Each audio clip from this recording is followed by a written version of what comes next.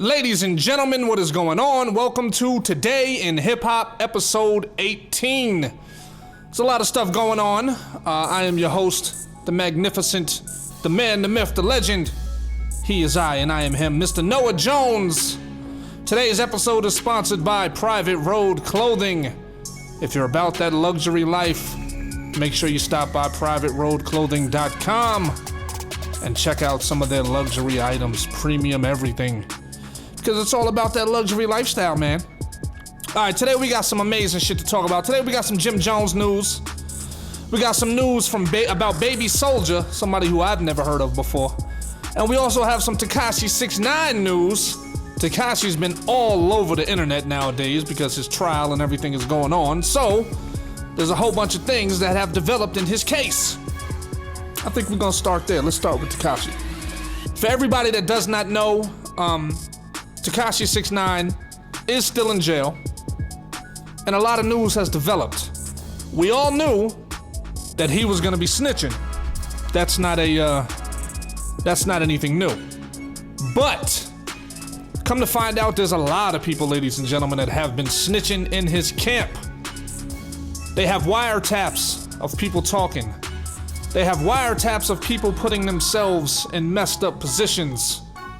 A while ago, news came out that allegedly Tekashi 6ix9ine, some of the members of his organization, said that he was gonna be super violated. And that is what the feds said to Tekashi. They said, look, bro, you need to come with us because your own team is trying to kill you. They're talking about not only violating you, but super violating you. Now, they never released the information on who that was that said that he was gonna get super violent, or who said that he should be super violent. But the news has come to fruition, ladies and gentlemen.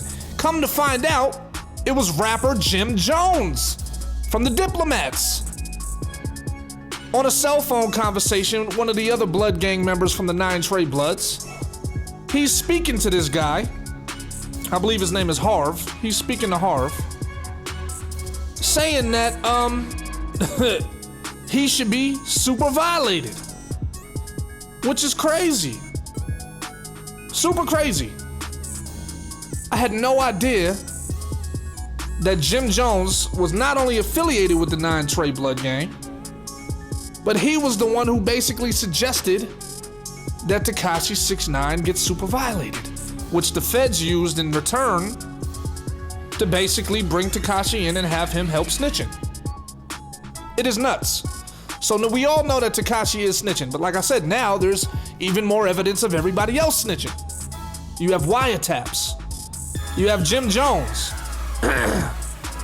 And the fact that Jim Jones's phone conversation was tapped, we don't know if it was his phone or the other guy who he was speaking to's phone that was actually tapped. But here's something to consider. The fact that they used Jim Jones' statement about super violating Tekashi in order to get closer to Tekashi to get him to snitch kind of means that they may have Jim Jones under surveillance too, ladies and gentlemen. They may have his phone tapped. So who knows what other conversations they have on file of Jim Jones. If I was Jim, I'd be laying extremely low right now, because he's probably a person of interest in this whole shit, and Tekashi brought the nigga's name up in court. Now, also, Tekashi 6ix9ine's driver was a police informant. He was cooperating with the police. Check it out. It says on Monday, September 23rd, Tekashi 6ix9ine's former driver, Jorge Rivera, testified in court that he agreed to cooperate with investigators in their case against the 9 Trey Bloods after he was arrested by ICE for being an undocumented immigrant. A photo of Tekashi and Rivera was together shown during the trial. Rivera returned to his job as Tekashi's driver after his arrest, and he testified that he was driving the night his SUV was rear-ended and Tekashi was kidnapped by Anthony, Harv, Ellison, and Shaw Rivera. He also said he followed the kidnappers after they took Tekashi, but he put his car in reverse when one of the men got out with a gun. During the trial, Rivera also revealed that he secretly recorded Tekashi and his ex-manager Shotty discussing the kidnapping and gave the audio to investigators. He added that he saw Tekashi and Shotty, and he saw Shotty give Tekashi an AR-15 rifle for protection, along with a backpack that they stole during an incident earlier in the summer. So here's what happened. They arrest the driver. They threaten the driver and say, look, if you don't cooperate with us, we're gonna deport your family because you are an immigrant and you shouldn't be here in the United States. So in order for him to stay in the States, he works on an agreement with the feds and says, I will help you take down the 9 Trey Bloods. This shit is turning out to be a movie for real. So not only is Tekashi snitching, there's so many other members of the squad that's snitching as well. So they really was doing their homework on this gang, and the shit is hitting the fan. And I believe that Tekashi might have been one of the last members to get arrested and to be cooperating with the police. Basically, he's the glue that is helping everybody else's story stick together. They're using Tekashi's testimony to piece together all the other information and the shit that they have with the wiretaps and all that other stuff. They have little bits and pieces with the wiretaps, and then they have Tekashi there to fill in the story of the entire situation. So he's filling in the gaps of the information that they do not have. In a sense, which is why he's probably gonna get out in January. They say he may get out in January as time served. So there's way more shit going on besides just Tekashi snitching. I had no idea that the driver was part of the informant squad. And there's even more shit coming out as we speak. You know, so I'll try to keep you guys updated on that as well. But yeah, that's incredible. This shit is gonna make a great fucking movie. This is the biggest thing to happen to the entertainment industry since the mob. This is like some mafia type shit, where you got the informants taking down a whole crew. This Rico case is crazy. So my prayers go out to everybody involved. They got a lot of people that's testifying. You know, I don't know if these niggas is playing by the street rules where since they snitching, their family's at risk and niggas is gonna get whacked. I don't know. It's not the same as it was back in the old mob days in early New York and Chicago. Back then, once they find out that you snitching, if they can't get to you, they get to your family. They whack your family, they kill your kids, they whack everybody. So this is an extremely crazy situation that's going on. And I'm excited to see what the fuck is gonna happen. I would have never thought something this big would come to hip hop. Man. Okay, next we got Baby Soulja. Baby Soulja reportedly arrested on homicide charges. I don't know who the hell Baby Soulja is, but I'm gonna report on it. Baby Soulja, real name Charles Doles, was arrested on Wednesday by Lowndes County Sheriff's Office in Georgia in connection to the killing of 33-year-old Dorian Brooks on May 19th. Adrian Dove, 48, was also arrested in connection to the murder by the New Jersey, New York Regional Fugitive Task Force in Ithaca, New York. Soulja and Dove are expected to be extradited to the Chatham County Detention Center. Both are being held without bail. One thing I do not understand, ladies and gentlemen, is how could you allow somebody to get you that upset to where you would risk throwing your entire life away? We are not in the day and ages where you can get away with this type of shit.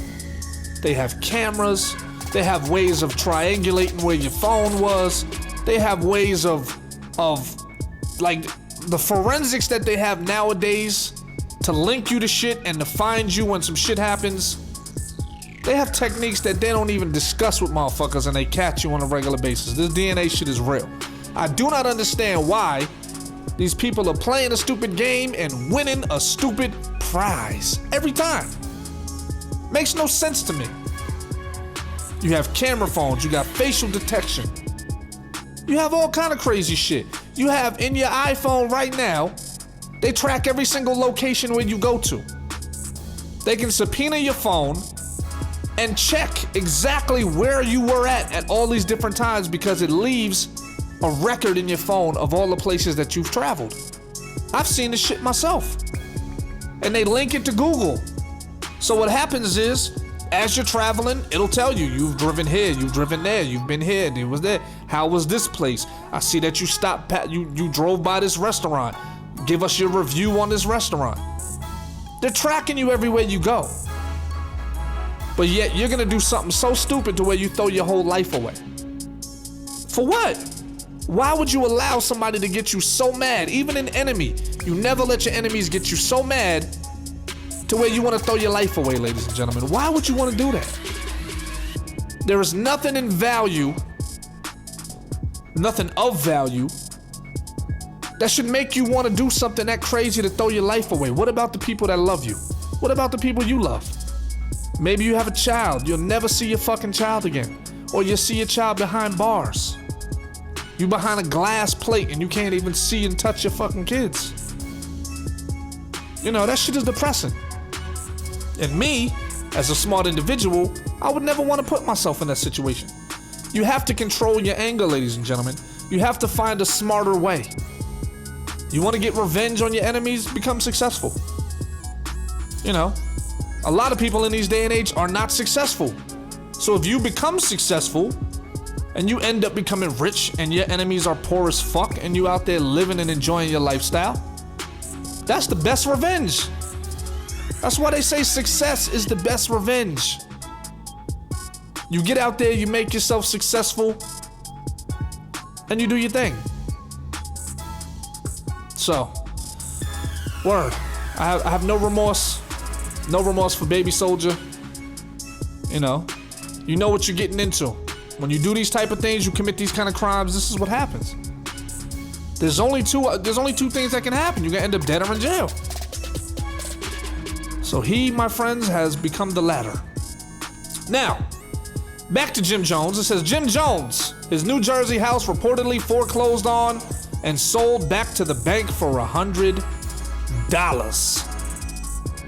According to documents obtained by Bossip, Jim Jones recently lost his Fair Lawn, New Jersey home to foreclosure. Jones took out a $680,000 mortgage for the home in 2006 and agreed to make monthly payments of $4,467 with a 6.875% interest rate. However, he stopped making payments on the property in 2010, and Jones was sued by the U.S. National Bank Association to settle the debt in 2017. A judge put the rapper in default after the agreement wasn't met, and the home was sold back to the bank in a sheriff's sale earlier this year for just $100. But it also says Jones still owes $1.25 million, which includes interest, real estate taxes, advances, and homeowners insurance on the property. Now, a couple things strike me as odd. For one, this is 2019, right? He purchased the home. He took out a loan on the home in 2006. And in 2010, he stopped paying on it. How in the hell are you able to go 9 years without making payments on a property before they come and take it from you? That must be some rich nigga shit, because when you're broke, after 2 months, your shit's in repossession. So how in the fuck is this guy able to go 9 years? 9 years without paying on his property? Also, $4,000 a month is a lot of bread to be spending on some property. This is very odd to me. First off, they should have came and took this property a long time ago. Also, I've seen videos of Jim Jones online where he's flashing his jewelry and showing off his jewelry collection. Now let's not forget, let's not get it twisted. I enjoy Jim Jones as a rapper. I think his El Capo album is one of my favorite albums. It's fucking amazing. It's a fantastic album. El Capo, Jim Jones, check it out. Shit is dope. But I don't understand how you can be online showing off all these thousands of dollars in jewelry, but you're not paying for the place where you're resting your head at. See, that's nigga shit. That's coon shit. That's ignorance. And when people do shit like this, all I can say is this is what the fuck you get. This is what you get. You're so busy online trying to show off instead of taking care of what's important. The important thing is to have the place where you rest your head is the most important place. It's so challenging for African Americans to even buy property. And once you're able to even get in a position where you can buy property, this is how you fuck it off. You know, you've obviously made enough money in 10 years, 9 years, to be able to afford shit like this. Now let me explain to you what happens. See, these artists, they get super popular, and what they do is they stop working with everybody. You know what I mean? They stop working with everybody. They stop maximizing. Now, as far as I know, he has his Vamp Life clothing. He has a whole lot of shit going on. Enough to where he should be able to pay for this property. But he's not, he just wasn't paying for the shit. I don't know why. That is something I just really can't fathom. So what they do is they get rich, they get popular, they get famous, and then the work ethic comes to a fucking halt. To where they don't put out music, they don't brand themselves, they don't do things with other artists, and the bills creep up on them. The first thing you should take care of is where you rest your head. Then, your vehicle, especially if you need a car to get back and forth to work, that's the next priority you need to work out. First is where you stay at. But you online flashing jewelry, showing off. Trying to keep up with the Joneses, no pun intended. You know what I'm saying? Take care of your priorities. You know, take care of your priorities. He should have pawned that fucking jewelry, you know, and take care of business. When you get to a certain age in life, it's not about being flashy no more. It's about taking care of business, owning up to your responsibilities, being a real man. See, I'd rather be a real man than a real nigga. Real niggas end up in jail. Real niggas do nigga shit just like this. This is nigga shit. And then you have all the other nationalities laughing at you because you're being a fucking idiot. You feel like your jewelry is more important than paying for where you live at. And the crazy part about it is, the house was in his girl's name or in his wife's name or whoever's name. His name ain't even on the shit. His name was added to it later. But all the loans and everything was to his woman. So not only is he fucking her credit up, fucking her name up, his credit was probably so bad that he couldn't even, you know, it would have cost them even more if he would have put his name on the fucking, on the loan. His name is on the deed, but not on the loan. So he's part owner of the house, but she gotta recoup all of the bank gotta recoup all the money from her. That's fucked up. I couldn't live with myself like that. You know, now the woman that you married, now the woman that you love, it fucked her whole shit up. Because you wasn't taking the money that you was making for your shows and your clothing and everything else to pay for where she sleep at night. And to pay for where you rest your head.